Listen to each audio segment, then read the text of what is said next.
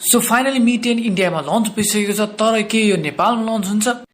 I live inside my own world of make-believe. Kids screaming in the Hey guys, welcome to our channel. तपाईलाई स्वागत छ हाम्रो च्यानलको brand new भिडियोमा। साथीहरु आजको भिडियोमा म कुरा गर्ने छु भर्खरै लन्च भएको न्यू स्मार्टफोन जसको नाम Mi 10 रहेको छ। साथीहरु Mi 10 इन्डियामा लन्च भइसकेको छ र तर के यो नेपालमा लन्च हुन्छ कि हुँदैन त्यसको जानकारी म तपाईलाई यो भिडियोमा दिने छु। यसको स्पेसिफिकेसन पनि तपाईलाई बताउँछु भने यसको प्राइस नेपालमा कति हुनेछ त्यो पनि म बताउने छु। सो आप कुनै टाइम वेस्ट नगरिकन हामी भिडियोतिर जाऊँ। तर अहिलेसम्म तपाईले हाम्रो च्यानललाई सब्स्क्राइब गर्नुभएको छैन भने तर एक सब्स्क्राइब बटनमा क्लिक गरेर हाम्रो च्यानल सब्स्क्राइब गरिदिनुस् किनभने हामी यस्तै भिडियोहरु लिएर आइरहन्छौँ। यो भिडियो तपाईलाई राम्रो लाग्छ भने प्लिज लाइक पनि गरिदिनु होला। यो फोनमा तपाईले एकदम झकास स्पेसिफिकेसन्स पाउनुहुन्छ। सो सबभन्दा पहिला यसको डिस्प्लेको कुरा गर्नुपर्दा यसमा तपाईले 6.67 इन्चेसको 3D एमुलेट डिस्प्ले पाउनुहुन्छ। साथै यसमा तपाईले 90 हर्ट्जको रिफ्रेश रेट पनि पाउनुहुन्छ र यसमा प्रोटेक्सनको लागि गोरिल्ला ग्लास 5 पनि लागेको छ। त्यसैगरी फोनको अपरेटिङ सिस्टमको कुरा गर्ने हो भने यसमा तपाईले पाउनुहुन्छ MIUI 11 जुन कि एन्ड्रोइड 10 मा बेस छ र तपाईले केही दिनपछि यो फोनमा MIUI 12 को पनि अपडेट पाउनुहुन्छ। त्यसैगरी यो फोनको दिमागको कुरा गर्ने हो भने मेरो मतलब processor you will get it. So यसको प्रोसेसर कुरा गर्ने भने यसमा Xiaomi ले लेटेस्ट चिपसेट दिएको छ जुन कि स्न्यापड्रागन 865 को रहेको छ। त्यसैगरी यो फोनमा गेमिङ सपोर्टको लागि herdinu 652 को GPU पनि दिएको छ भने हिट म्यानेजमेन्टको लागि यसमा लिक्विड कुल 2.0 को सपोर्ट पनि दिएको छ।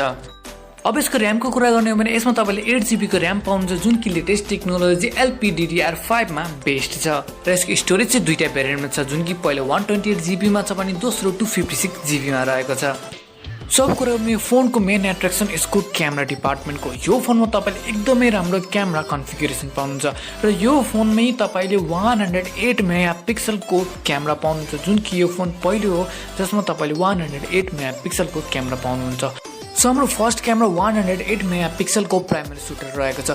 यसमा तपाईले OIS को सपोर्ट पनि पाउनुहुन्छ। यसको मतलब अप्टिकल इमेज स्टेबलाइजेसन।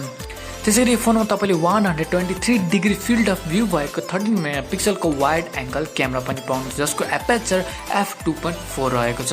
यो सँगै तपाईले यो फोनमा 2 मेगापिक्सलको डेप्थ सेन्सर देख्न सक्नुहुन्छ भने 2 मेगापिक्सलको म्याक्रो क्यामेरा पनि देख्न सक्नुहुन्छ। यो फोनबाट तपाईले 8 को भिडियो रेकर्डिङ पनि एकदम मजाले गर्न सक्नुहुन्छ।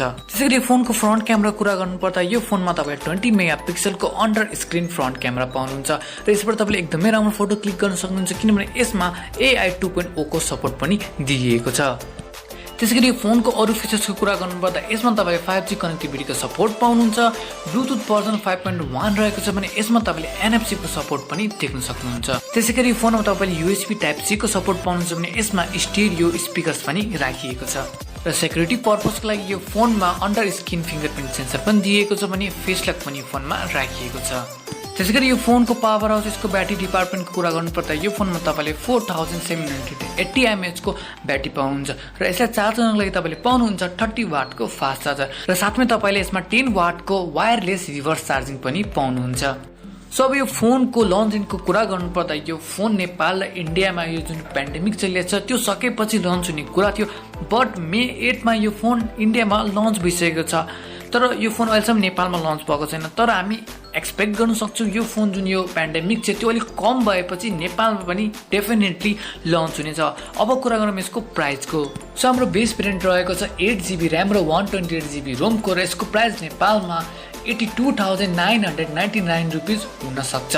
त्यसैगरी हाम्रो अर्को भेरिएन्ट रहेको छ 8GB र्याम 256GB स्टोरेजको भने यसको प्राइस नेपालमा 89,999 रुपीज हुन सक्छ। साथीहरु एक्सपेक्टेड प्राइस हो यसमा तपाईले घटी बढी देख्न सक्नुहुन्छ। सो साथीहरु यही थियो पुरै डिटेल्स Mi 10 को बारेमा।